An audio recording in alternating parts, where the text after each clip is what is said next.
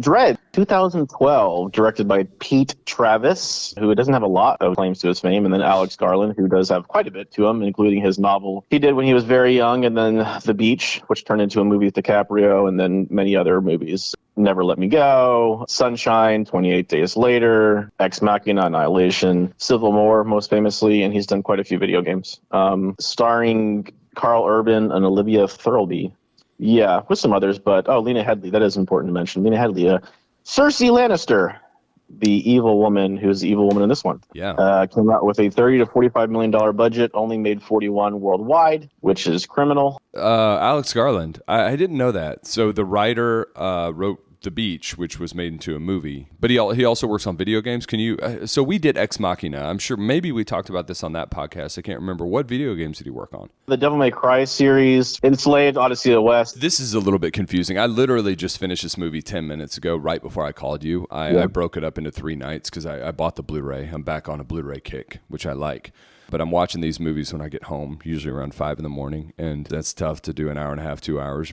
My initial instinct, and I know this can change, I want to knock this movie. I want to bash it, but at the same time, I know it's one of those movies that the more I entertain it, the more I will like it, because it was comforting. There's something to that. Obviously, it's very violent. It's pretty unforgiving in a lot of ways, but I'm trying to pinpoint where that comfort comes from for me. I don't know. Okay, there are a few things that bothered me in this movie. I'll go down the list. There's a scene where a skate ramp is outside. They're being shot at by some crazy fucking machine gun by Mama, who is Lena Headey, who is reformed. I wouldn't call her reformed. She was a prostitute, and now she's a drug lord who basically controls this entire building, which houses, how many thousands of people? It's 70-something stories, just this massive, massive building in a slum, essentially. But she's shooting this gun at Dredd and Olivia Thurlby, who plays his, his little apprentice for the day, who can also read minds, by the way. And they're shooting, and it's one of those typical action movie things that always, always, always bothers me, and it's so common, is the heroes are never shot, but everyone around them is getting just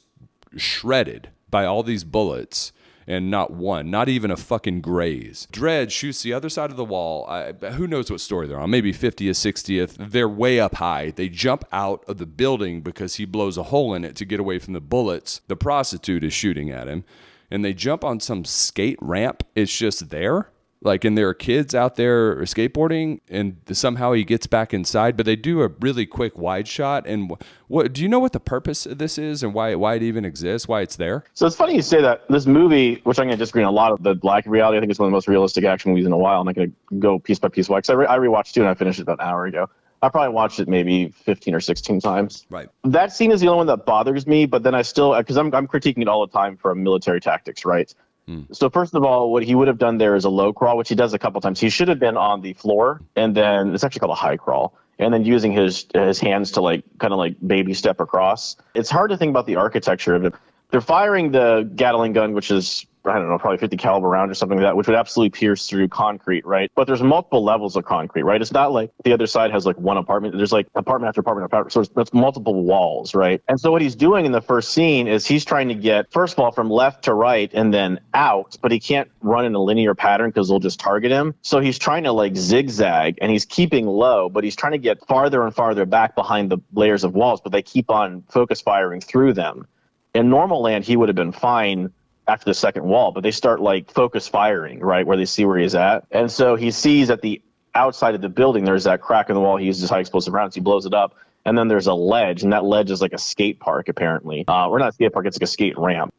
He does tactics. Like I said, what he was trying to do is get behind wall, and he was. And the reason he kept going is he's like, oh, shit, one wall's not enough. They're going to do 2 walls, then 3 walls. They keep on going through them, right, one after the other. He's realizing they're going to go through all these, right? They're going to just fire until there's no concrete left, right? But he would have been, if he was doing great tactics, on his belly, crawling across. Because, sure, if you're halfway up, which he is, he would get hit. It's not a great scene in terms of reality. It was close.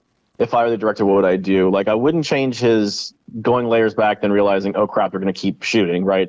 But then I would have adjusted the pattern, and I would have gotten flat. What you do then is you get flat on the ground. You get flat on the ground and just and then you can do 2 things. You can do a high crawl, which is where, how you get your one hand in the shoulder, one hand shoulder, and you're dragging yourself. That's actually a high crawl. A low crawl is when you literally put your face on the floor. You grab the floor and you pull yourself on the floor. Your face is scraping the floor. That's called a low crawl. He should have done that. That scene's not great for reality's sake. Well, it's not. Maybe from practicality and him having the helmet on and having to have it on the whole time. Maybe they just couldn't go there. It's great reality. Watch the end again and watch what they're doing. So there's something called a glass house, and anyone in the military know this, or cops. You set up basically like you set a bunch of string, and you make string in a big square. And then you make, since it's easy, right, you make like pretend hallways with the string. So imagine a big square, like 20 feet by 20 feet string room. And then you put string in there. And what you do is you walk into different layouts, right? Like the fatal funnels, when you go down a hallway, I've talked about before, and all the focus fire is on you. But there's usually like doors, right? But then you may take a left door and it might be opening up to another hallway to your right. Right? It's hard to figure that out. Anyway, you do glass houses and practice on this all day. Their movements are great, where like he's tapping her, he comes around the corner, she pies in. They're bounding from room to room using excellent realistic tactics. Like, it's just great. It's a 2-person team that's efficient. They practice. Whoever was a choreographer made them practice this shit. He has a pistol, right? He's a one-man army. Everyone say that's unrealistic, but everything he does makes sense. So he's going the stairway, or he's going downstairs to upstairs. When you're going low ground to high ground, you're always in a disadvantage, right? Because they have the high ground. So it's always the worst position to be in. So how do you offset that? Well, they set those smoke canisters out that would gas him. So he could hear them, right? So he listened, he could hear them. Threw out the gas things that, puts in the choking gas and puts on the mask, which is possible even modern side to have that. And now they're disabled and their advantage is lessened. And all he has to do now is not be like sniper aim. All he has to do is just shoot them like fish in a barrel. Or the scene with there's 10 people and 2 of you. What the hell are you going to do? Well, you have to use violence of action with a flashbang or a stun grenade. In this game, when they had a stun grenade, I don't know if it actually stuns them, but they throw that stun grenade out. But then there's nothing flashy. It's not like they're like the best shots in the world. Your enemy is disabled for a second, so you use that violence of action and you go in and clear it, right, with 2 people versus 10. And it's possible now. That's absolutely possible. They don't know what the hell's going on. That's what you do. If you enter a compound in real life, you throw a flashbang or grenade at it. And the enemy's like, whoa, and they freak out. And they're like, what the hell? They're offsetting that millisecond time you use against them.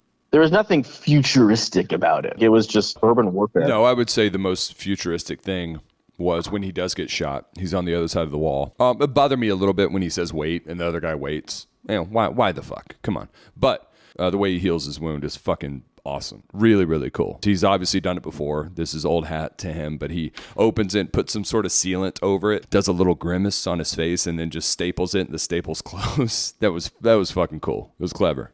Ebert gave the best review ever. He said, like, yada, yada, yada. Loved it to that Roger Ebert. And he was like, after you watch this movie, it puts a hair on your chest. Look at every single compromising scenario. I hate in movies, and it's just me being stubborn. I know it's not entirely realistic, but he's a judge. In the fantasy, they're judge, jury, and executioner in the comic book. So they really are. They can dispense judge. They are the judge. He refused to compromise. He's a relentless force of destruction. That's one of the more refreshing things about the movie is it doesn't follow necessarily a kind of typical plot. It's very simple when you look at it. The premise is very simple, cut and dry, and it's executed very well. There's no wasted space, especially when it comes to killing the enemy. He just takes care of it. He handles it. And the head villain, it's very satisfying how he handles that. It's not drawn out. It's just, no, fuck you. I got this. Bam, you're out. Done. Yeah. Was there any you're not so different, you and I. Like, shut the fuck up. Or little did you know. Like, she talks and she's like, this thing, and she gives a long speech, and usually it would be like some discussion. He's like, plow. And to make matters better, he gets her high one last time, throws her out, and I'm assuming she has this kind of slow-mo fall, because that's what this drug does. It slows down time for the person who's high, right? So she's high, falling down this 70 stories to her death, and she's taking it in a very different way, which is pretty cool execution there, I thought. And she lands right on that scar, and it just opens up. That was cool. Was this movie, was it released in 3D? Do you know? I think it was. I got a question for you. This may be a stretch. Is there any sort of coincidence? Maybe it's just coincidence. Do you think there's any sort of substance to, how can I word this? Fuck it, I'll just say it. There's Nazi symbolism on Dredd. I saw it. In his soldier, his outfit, his uniform. Do you think that that's just a random coincidence? Do you know if there's any substance behind that? What's on him is an X. Yeah. Do you know the origins of the graphic novel? Where it's set? No. I watched Stallone's when I was a kid. I didn't really get it. And even as a kid, I'm like, this is stupid. Was it Stallone and Rob Schneider? Is that right? Yeah, it was so campy. That's why a lot of people liked it. That's why I said it was like the best action movie ever. And you're like, whoa, that's quite a thing. Because I mean, action. They brought in a character arc and character development and the theme, but it didn't matter. It was that surrounded the action. The Matrix is about like philosophy. This is an action movie. It's literally them going up to, stage to stage to stage, like a video game, like a boss level. It's quest 1, quest 2, quest 3, boss level, finish, right? He gets her guy and throws him over the edge, and she's like, this guy's a fucking unstoppable force. What would a typical movie do? A typical movie, he would stand there and stare menacingly, like, I'm coming for you. He doesn't have time for that. He's going to get you. You're just fucked.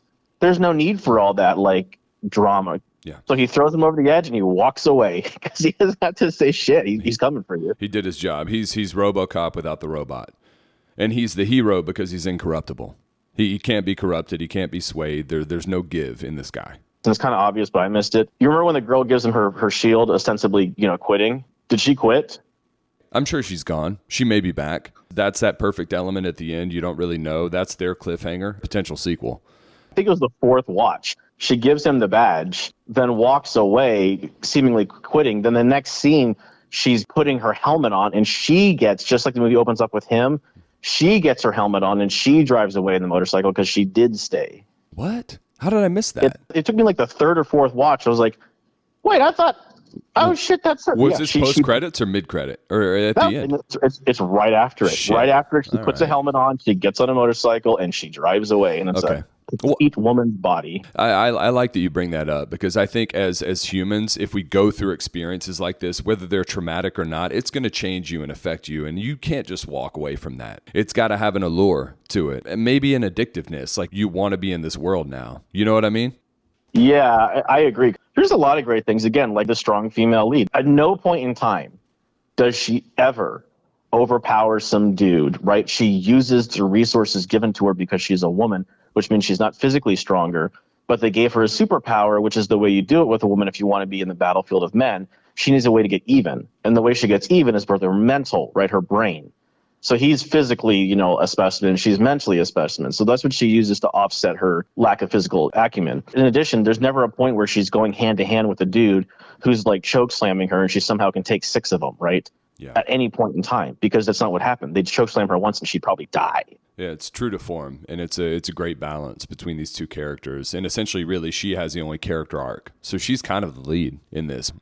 And this representation of overpopulation in years to come, the constant need for escapism through this drug that just lets people completely go somewhere else. And essentially you become a fucking zombie. Whether it's through artificial intelligence or drug use, could be a combination of the two in the future. I see it as being completely realistic. Yeah, it's kind of like Elysium, which poorly received as it was, it did seem realistic. The rich people have their own little like space station and the people stay on Earth. It's a big trash planet basically with like a melting pot of everybody. I mean, we're already going that direction. Let's not like try and pretend we're not.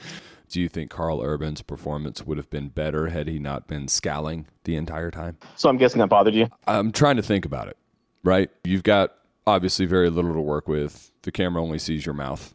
But I look at Batman's. This is the most comparable costume. Obviously, you can see Batman's eyes, so that's something. But I just feel like it was a little too heavy-handed on that. I think if he had just been completely neutral and dry without the scowl, it may have played better. For me, it almost took away from him coming across as a badass because he was doing that the entire time, and it was evident to me that he was trying to do that, right? But I could be wrong. That's just me visualizing and imagining it. It was a little bit campy because it was like that the whole time. I think that's why a lot of people liked it. I mean, myself included. It opens up with her saying, there's a male in the room. He's angry, but there's control behind the anger. Right. And there's something almost, and she cuts him off. And that's exactly it. For him, he's begrudged to do this, right? He's like, everyone's fucked up. I got to dispense justice, but I can't not dispense justice. You don't know his backstory, which is kind of cool, too. You're like, I don't know why he's like that, right? He's like, I got to do this because it's a thing to do. So that's how I took how he took that character. One of the best parts is at the end is, what would a character like that do if something goes well? They wouldn't go like, yeah, or like up top, or like, right? Great. All he says is he walks away and goes, yeah. That's true. What about Domhnall Gleeson in this? That was random. I didn't expect that. Who's that? The guy who gets his eyes gouged out, and he's kind of the techie. I don't even know if he has a character name. Domhnall Gleeson, the guy who's in Ex Machina. Oh, was that him? Yeah, man. Alex Garland. That's probably how he got onto it. Man, I didn't read because he's chubby. No, he's super skinny in this. He's like the skinny redhead, like ginger, fair skin, but he's got like the robot eyes. He's like a twink in Ex Machina. He's kind of a twink in both of these, right? Yeah, this must have been one of his first credits because he's a fine actor. Yeah, random as hell to see him in this.